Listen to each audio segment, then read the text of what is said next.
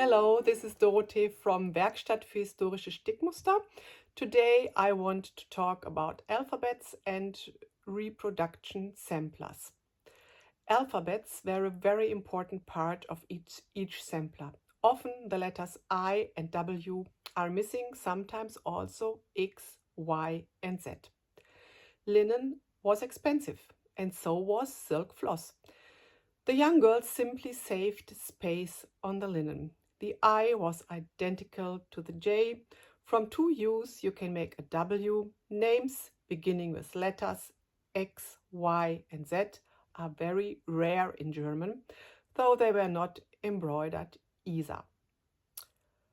Why did the young girls stitch letters and alphabets? The trousseau was very extensive in the past centuries. The bed linen and table linen stocks and the linen towels were always calculated and bundled by dozen, so that a few hundred monograms to be embroidered came together very quickly. This amount was necessary because, for our current feeling, laundry days were rarely held, often only once a month. And the linen should last a lifetime. The identification of the bed and table linen was required, as all the linen were bleached together on a large communal meadow after washing, and monograms made it easier to find the individual linens. We find letters on the samplers, but not only in form of entire alphabets.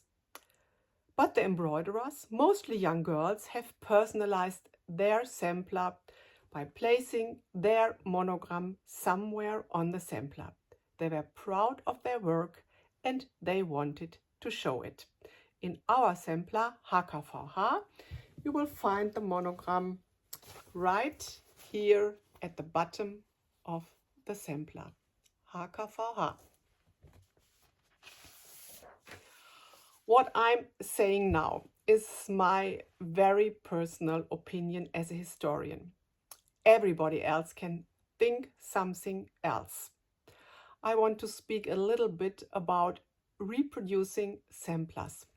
Never in history have reproductions been stitched as we do today. In the history of samplers, there are not two samplers through all centuries that are identicals. The girls collected patterns and gathered them on a very personal sampler. Today we have many opportunities, much more opportunities than the generation of women before us. We have a lot of floss and linens to choose from, and we should take advantage of that.